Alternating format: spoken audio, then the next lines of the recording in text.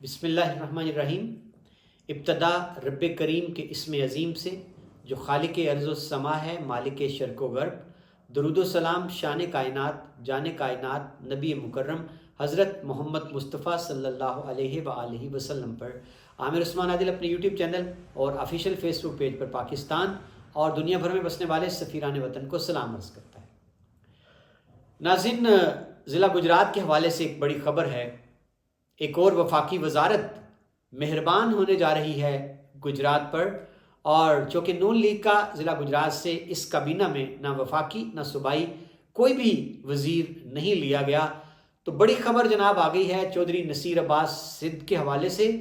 کہ کس طرح سے میاں شہباز شریف وزیر اعظم پاکستان نے خود آفر کر دی نصیر سدھ کو، اور پھر اس کے جواب میں نصیر سدھ نے کیا کہا، یہ آج کی ویڈیو کا موضوع ہے، اور یہی اس وقت آج گجرات کی سیاست کا بھی سب سے زیادہ ڈسکس کیا جانے والا موضوع ہے۔ جی ناظرین، خبر کچھ یوں بنی کہ اخبار کی خبر بنی۔ جی ہاں، روزنامہ جذبہ گجرات کا ایک بڑا ہی پرانا روزنامہ اخبار ہے، اس میں ایک شاہ سرخی جمائی ہے، اور یہ جذبہ اخبار کے کوٹلہ سے نامہ نگار ہیں خرم بٹ۔ انہوں نے خبر کچھ یوں دی ہے کہ میاں محمد شہباز شریف وزیر اعظم پاکستان کی چودھری نصیر عباس سدھ MNA سے ملاقات ہوئی، اور اس ملاقات کے دوران وزیر اعظم پاکستان نے نصیر عباس سدھ کو یہ مخاطب کر کے کہا کہ آپ کے اندر جو جذبہ ہے، جو کام کرنے کی صلاحیت ہے، وہ مجھے بڑی پسند آئی ہے، اور میں یہ چاہتا ہوں کہ آپ جیسا متحرک رکن میری کابینہ کا وزیر بنے، تو آپ اگر میری یہ آفر قبول کر لیں تو مجھے بڑی خوشی ہو۔ جی ناظرین، اور اس کے بعد پھر جو ہمارے فاضل نامہ نگار ہیں خرم بٹ، وہ یوں قلم تراز ہیں، رقم تراز ہیں کہ اس کے جواب میں یہ جو وزیر اعظم پاکستان نے ایک بڑی پرکشش، ایک بڑی التجا کے ساتھ بڑی عاجزانہ پیشکش کی گجرات کے سپوت نصیر عباس سدھ کو، تو پھر اس کے جواب میں سپوت گجرات حلقہ N65 کے جو رکن قومی اسمبلی ہیں، انہوں نے ناظرین یہ کہا کہ جناب وزیر اعظم، مجھے اپنی پارٹی کا رکن ہونے میں فخر ہے، میں بس نون لیگ کا ایک ادنا سا کارکن ہونے میں ہی فخر سمجھتا ہوں، لیکن چلیں، آپ نے اگر مجھے یہ پیشکش کر ہی ڈالی ہے کہ آپ مجھے اپنی وفاقی کابینہ کا حصہ بنانا چاہتے ہیں، تو پھر مجھے تھوڑا سا ٹائم دے دینا جی، میں ذرا سوچ سمجھ لوں، سنگی ساتھیوں سے، سنگ دھڑے سے، اپنے حلقہ انتخاب کے ان لاکھوں ووٹرز سے جنہوں نے مجھے مینڈیٹ دیا بھاری، ان سے بھی تو مشورہ کرنا ضروری ہے نا جی، کہ میں ان سے پوچھے بغیر کیسے کوئی قدم اٹھا لوں، تو میں پوچھ لوں، صلاح مشورہ کر لوں، تو پھر جناب میں آپ کو یہ بتا دوں گا کہ میں آپ کی کابینہ کا حصہ بننا چاہتا ہوں یا کہ نہیں۔ اب ناظرین، یہ صورتحال بڑی دلچسپ ہے، اور اس وقت گجرات میں ڈسکس ہونے لگا ہے صحافتی حلقوں میں، سیاسی حلقوں میں، کہ کیا واقعی گجرات کے ایک اور ممبر اسمبلی کو کابینہ کا حصہ بنایا جا رہا ہے، کیونکہ یہ اکلوتے نون لیگ کے رکن اسمبلی ہیں جو اس وقت ضلع گجرات سے منتخب ہوئے ہیں، کیونکہ باقی تو صفایا ہو گیا جی۔